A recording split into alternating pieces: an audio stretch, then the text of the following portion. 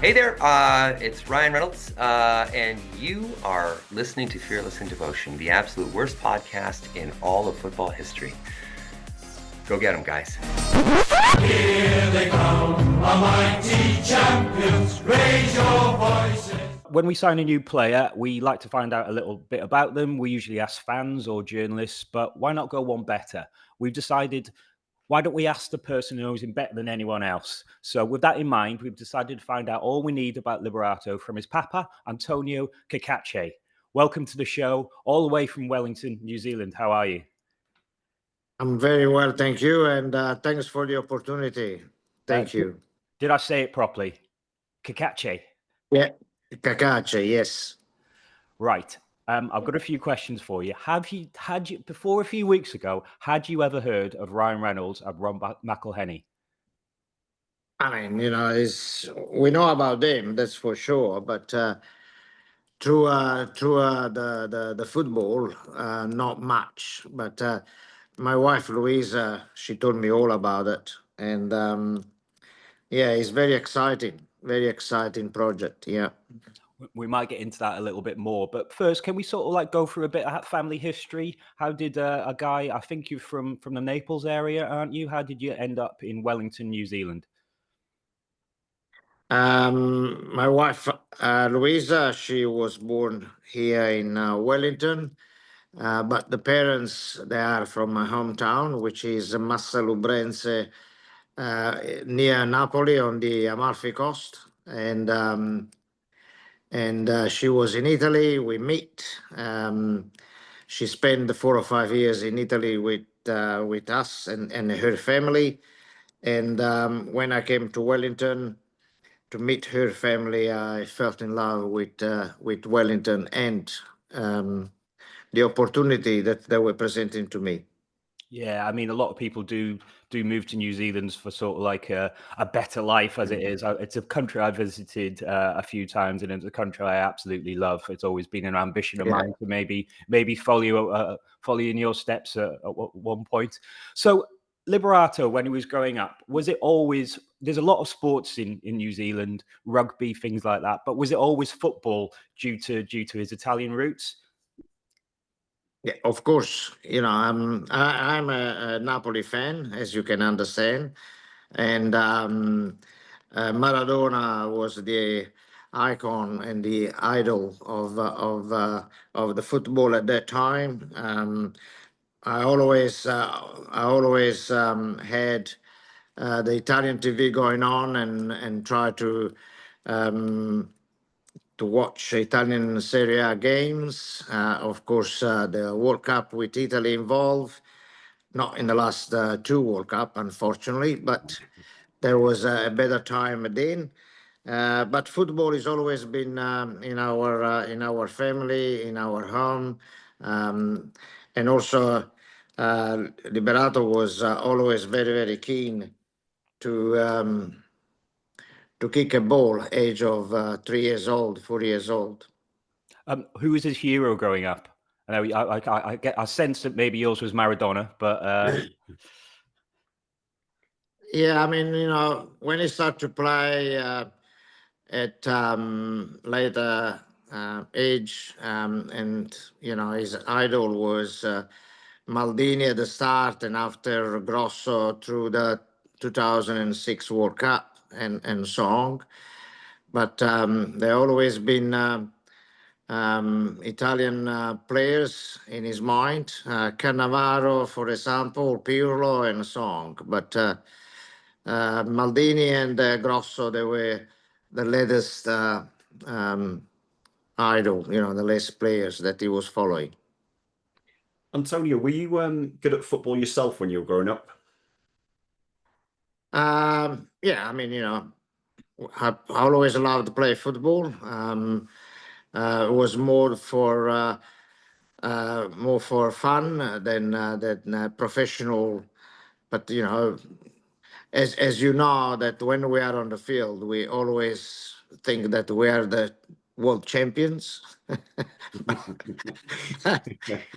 But of course, it was just amateur football. Yeah. Did you look at Liberato from a young age and think, he can make it as a footballer? Yeah, and I mean, in the community of Wellington and of course Allen Bay, where he was growing up, he always made a difference when he was on the pitch from a very early age. Um, he was always very determined, very powerful, running for from the first to the last minute, always willing to win. Um, no, he always made a little bit of difference from early age. Yeah. Yeah, he broke into the Wellington first team when he was around 18, and I think I'm right in saying. What type of player was he back then, and what did he work on to get into the side? Um, First of all, I must say that Liberato has always been very humble and a man of few words. He was asked to join the academy of the Wellington Phoenix at 14, 15. At that time, the Academy Reserve, that's how they used to call it. They used to play on the Central League, which means at very young age, he was playing against men's. But at the end of the day, he was always play at least a couple of years forward, and when being at college, um, I remember that he was always leaving home with 3 bags on his Vespa, and the first bag was for gym at 6:30 in the morning, and after he was changing to the St. Pat's College to go to school. At 3 o'clock, he was changing again to go and training for the academy. And when he was 17, we found out that he was training with the first team, but at the beginning we didn't know.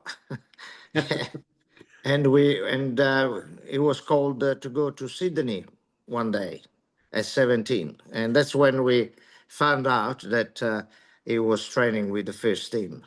Wow, what a way to find out that must have been for you. He then got he No, got he rang me and his mum at work, asking where was the passport because why because did he you need was that? because he was going to Sydney. You see? Yeah. Wow, that's great. Um, Yeah. he obviously got like quite a big move as a youngster to the Belgian league. How did that come about? And what do you think he took from his time there? And were you worried about him going over there at all? Not really. We were not worried. The only worry was because he was in the middle of COVID. Um, and a week or I don't remember if it was a week or 2 weeks later, there was a lockdown. And as a parents, we were worried that was only the apartment and training and the game, not much of social life, which you need as well. Um, and that was the only worry. But he's been always very, very strong and determined to get there, to get to Europe. There was uh, uh, there was not only a surprise, but was a great achievement from the A League to go to Belgium. He spent, I think, a year and a half there, and also, he learns always. He always willing to improve, to learn, to sacrifice himself in a very humble way, and he started to play, which was fantastic. And yeah, we will. I remember that I used to always, when they play in Europe, you have to always wake up at 2 o'clock, 3 o'clock in the morning to watch the game. No, no, it was good. It was good. It was Yeah, a good yeah, experience for him. we discovered a bit about what getting up to watch a game was like ourselves for the Wrexham Wellington game. So yeah, we don't have to do it as often as our international fans, but we know a little bit about that. I Yeah, don't we, wish we, to. we are used to it now. Yeah, I can imagine. Yeah, and this season as well. Once again, um, I don't want to assume, but I'm guessing that the move to Italy was something of a dream for you as a family and for Liberato. Were you not a bit gutted that it wasn't Napoli though? No, no. Come from a football player in New Zealand, which is predominant rugby and cricket. Get into Europe first of all, and after from Belgium get to Serie A was an incredible achievement, especially at his age. Of course, for us, we were very, very proud. But that was one of his goal to get to Serie A, and he done that. Of course, and again was a transfer to a different league, pretty much more higher, a new challenge. But and again, he showed lots of determination to try to do well and to learn. Of course, in Italy, as you know, the first thing you learn is how to defend Yeah. and tactics, and he learn out of that. There's been some tough time where he was spending a little bit more time on the bench than play, and that's what he doesn't like. He wants to play all the time. He wants to be on the pitch. He wants to contribute to the game, and he's a team player, and it was a little bit tough at that time. But last year he played most of the games in different roles and different position, which was fantastic. Yeah, Yeah. but Napoli, believe me, is a very awkward uh, position to be as a father of Liberato and a fan of Napoli when he was playing against Napoli. It was Who are very you awkward. supporting? Who are you supporting in that scenario? The blood. Antonio, I'm wearing the closest thing as I possibly can to a Napoli shirt. I've got the colours right at least.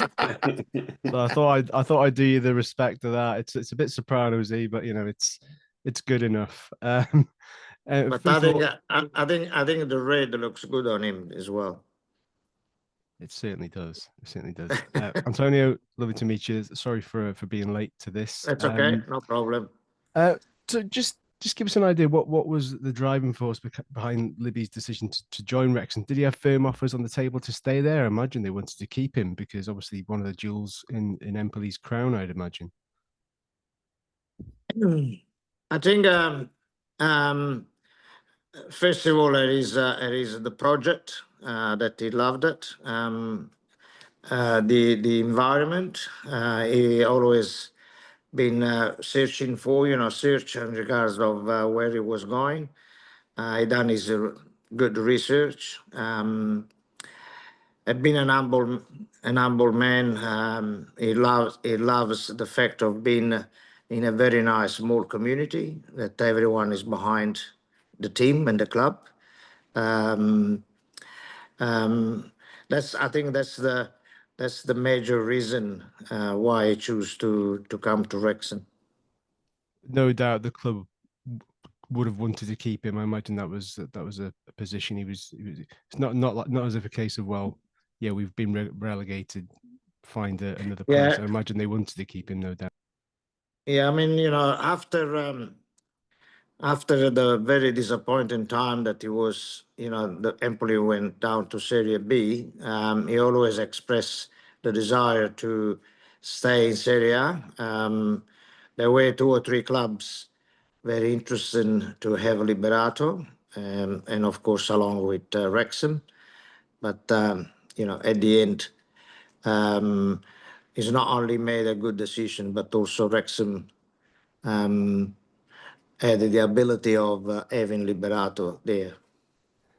I imagine if he's anything like you appear to be, I imagine he's very much his own man. But did you give any? Does he ever come to you for advice just to kind of make that finalized decision, or is he very much a case of he's very headstrong and if he's made a decision, it doesn't matter what anybody else says? I mean, family for us is the most important thing. We always talk to each other, and of course, he came to us several times in the last, especially in the last week. But we could see that I always had the mindset. At the same time, having two coaches asking for him, which is a wonderful position to be as a player. He said to us a couple of days before the decision. He said, "I don't know if I have to go with my head or with my heart." And of course we suggest to have a few more chat, a few more phone call with other people as well, not only with us. And we, at the end, he came with the decision to come to you guys. And prior to all this emerging, had you ever heard of Wrexham as a place or as a club? Because I know we've got a bit more profile now with the documentary, but sometimes not. It doesn't reach everybody. To be honest, I never heard about Wrexham as a place, and I never heard Rex as a club. Only when Liberato started to mention that, of course, we start to be more interested and try to understand where he was going to. And is a wonderful opportunity and a wonderful project, and also the environment, I think, suits Liberato, and Liberato suits to the environment. And I very much, Louise and I, my wife and I, looking forward to come and visit and and see where it's going to be, and have an experience ourselves as well. Well, you're more than welcome over. You can teach us all how to cook for a start. That'd be a good starting point, I think. In terms of That's one of the things I told Liberato. I said to him, I don't think so you will find any buffalo mozzarella there. No, you don't at ZZ's, to be honest. No, it'll happen. There'll be an influx of buffalo mozzarella there now. Maybe we have to open a deli. Yes, why not? Branch out. There's Yeah. room for it. There's room on the high street for it. I imagine, based on the answer you've just given me, the documentary hasn't been on your radar, and if it hasn't, is that something you're now going to catch up on and give yourself a flavour of what you and the entire Cacace family can expect? No, we've been watching for sure, especially when the decision was made. We especially Louisa and the rest of the family, including me, of course. In the last few evenings, we had the opportunity to watch. I don't know which series we are now, but it's been very, very interesting. Very, very interesting. Can I just ask, how much upheaval do you think it will be for Liberato to go across from Italy to Wales? I mean, is he quite good at adapting? I mean, obviously he's been away for quite a while and he's lived in a number of countries. So is this water off a duck's back to him? I don't think so will be a problem for Liberato to adapt, because he showed us already that an early age, 20 years old, living in middle of the COVID. He was in Sydney, actually. We didn't see him. We didn't even had a chance to say goodbye. He was in Sydney with the Phoenix in lockdown. And he just left to go to Belgium. He adapted himself in Belgium for a year and a half. And again, from there, overnight, going to Italy on the last day of the January open window, market window. And again, he adapted himself. I think he's quite strong on that. Of course, we always supported him. Daily call, daily video call. But no, I don't think so. He will found difficult to adapt himself also in Wrexham.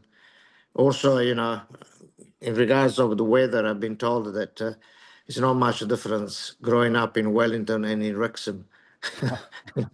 I've been to both, and if I'm being absolutely honest, Wellington's a little bit prettier. You need Wellingtons for the Wrexham weather. I know that much. Yeah. But we do have an aqueduct, and I didn't see one in Wellington, so one each. What will he bring to the dressing room, Antonio? What's he like? Is he quite reserved? Is he outgoing? Does he have that sort of steely determination? For what I know in the changing room, sometime from his teammates, that when he was at the Phoenix, they were keep coming to La Bella for lunch or dinner.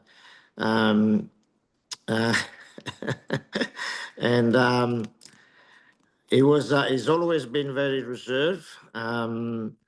He's a very, I can say with proud that he's very professional, very disciplined. But at the same time, if the environment is right, I think it can be a little bit cheeky, which is good. No, we need a But bit of that. yeah, but also he's you know he's the vice captain at the All Whites, the national team after Chris Wood, which I think in a very humble way can lead by sample with not many words, but I think he's got a quite strong leadership ability as well. Yeah, going about the international matches, is he a good flyer? Because he's going to have to do a lot of travelling, isn't he? Especially with coming back to New Zealand for international matches. Yeah, I think he is. Even so, it's a long way. We're talking about between 24 and 30 hours flights, including stops. But I think he's okay with that too. But also the All Whites, apart of these two friendly game with Australia in September, I'm sure they will organize other games close by Europe because the majority of the players, they are in Europe anyway. Antonio, I'm led to believe that Wrexham Chief Executive Mike Williamson paid you a visit while he was in Wellington. How was his Italian? Fantastic. Very good, very good. I was impressed actually. No, very, very good, very good. I knew about him. I knew about Michael, and it was very, very nice to have a conversation in Italian as well. Yeah, very good. What did he? I'm curious now. I'm just being nosy. What did he order? I mean, we knew at the last minute that they were coming, which was fantastic. And that's proof the family environment of Wrexham. And it was an honor and a pleasure for us, Louise and I, to meet the coach, Mr. Philip, and Michael. But we just had just a little bit something to eat, and that was organized by me, and a glass of wine. That's all. Yeah. But a lot of talking. What did you make of Phil as a person? I mean, obviously, gone some effort there to make the effort to come and meet you there. I mean, we were very honored and surprised, but at the same time, we appreciate how humble these people are to come and meet the parents of a player, and also what happened this weekend, just gone. If you want to organize that, it will never happen. Just happened because Wrexham was in Wellington and Liberato signed on the day. But no, was a very, very nice and appreciative experience. Do you think that was all just like a happy coincidence how it came together? Because that's just crazy timing wise, isn't it? You couldn't have planned it better, Yeah, really.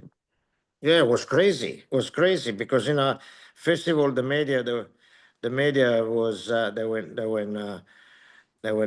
off. The fans they went off. No, no, it was and again, if you want to organize that, maybe will never happen, and that happened because this variety of combinations of time and so on. But it was fantastic, fantastic experience for them and for us and for the team to be here in Wellington as well. Yeah, it was good. Did you manage to catch the game, the Wellington game, or were you busy working that night? No, no, no. I went to the game. Yeah, I Yeah. went to the game and I watched the game. Was a little bit of a surprise winning, Did,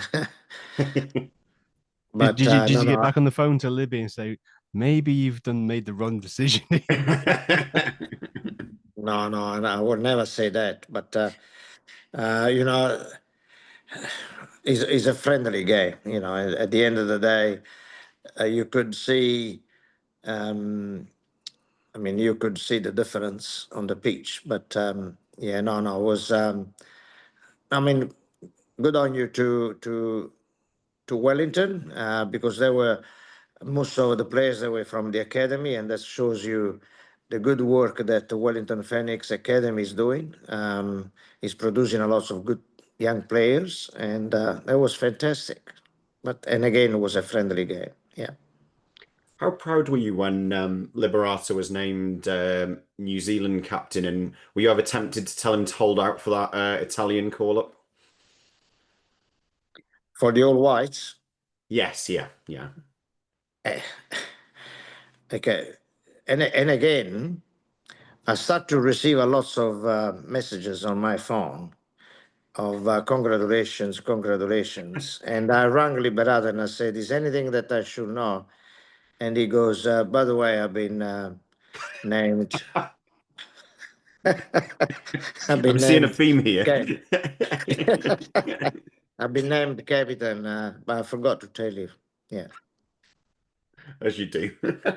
that's the way it is.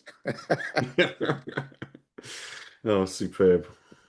Yeah, So, Antonio, just quickly, just on the conversation with Mike and Phil Parkinson. yeah.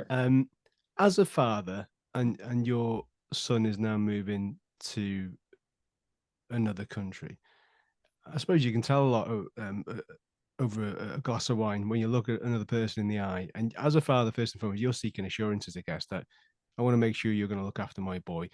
Did you get that kind of feeling straight away from them because of the family environment that you've alluded to?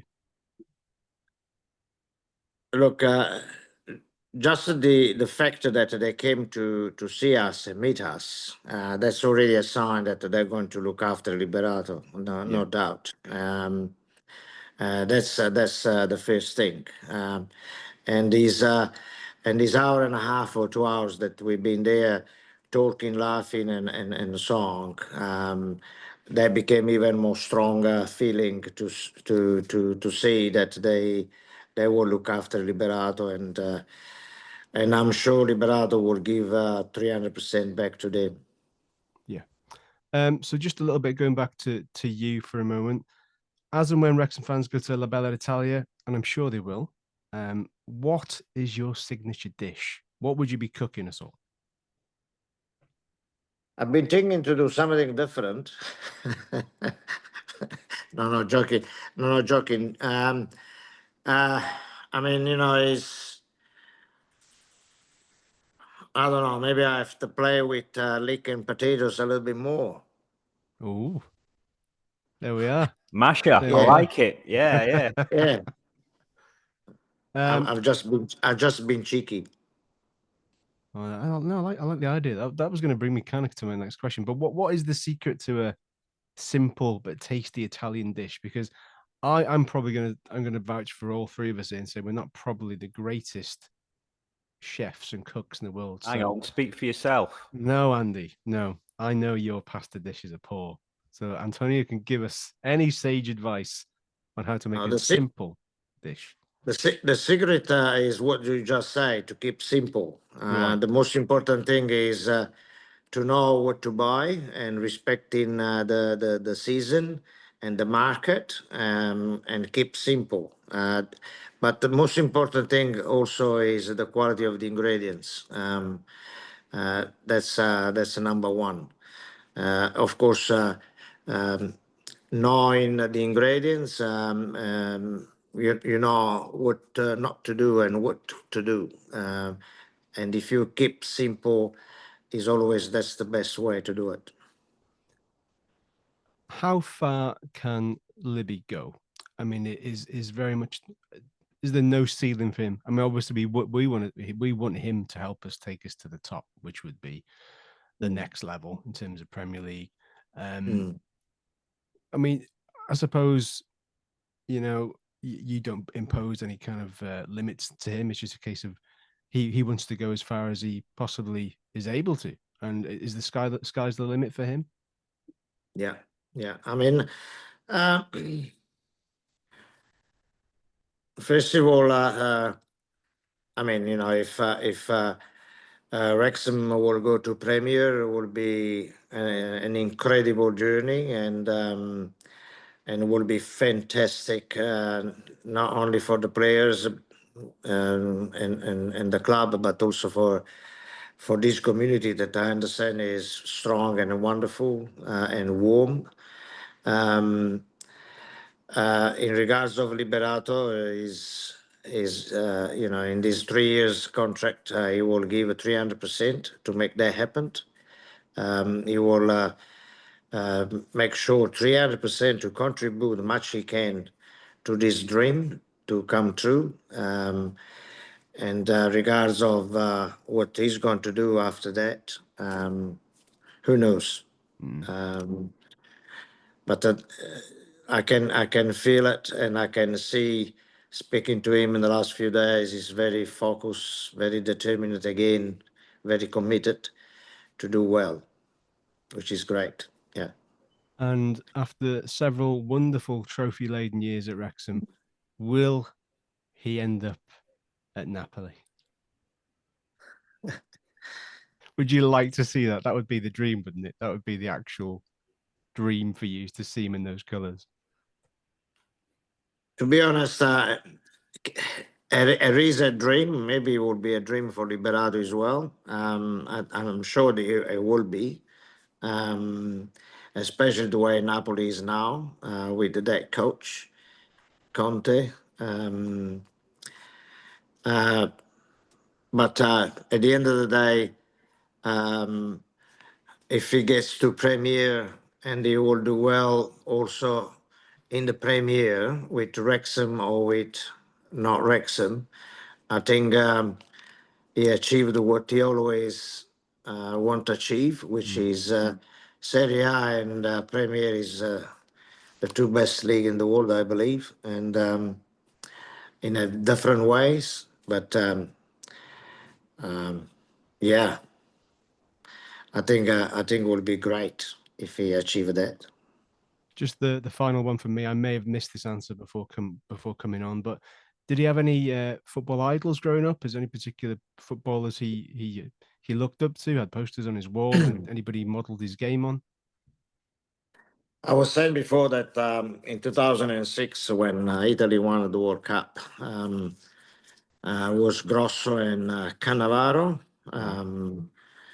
But you know, I always follow all the Italian players. You know, from Totti to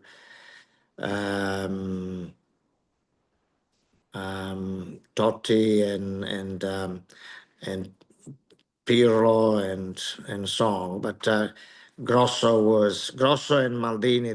They've been the two players that he always been looking up to. Yeah.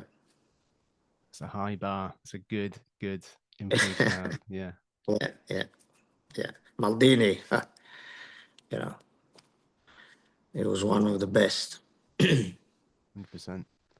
Antonio, thank you so much for joining us. We really appreciate you you giving us your thoughts on on not just Liberato, but cooking and and Philip Parkinson. Thank you very much. Yeah, Oh, really it's been a appreciate your time. pleasure. It's been a pleasure, and again, thank you for the opportunity, and we wish all the best luck for Wrexham and Liberato, of course. And I've been told how to say "Go Wrexham." How you say "Go Wrexham"? Up the town? Sorry, Is it up the town?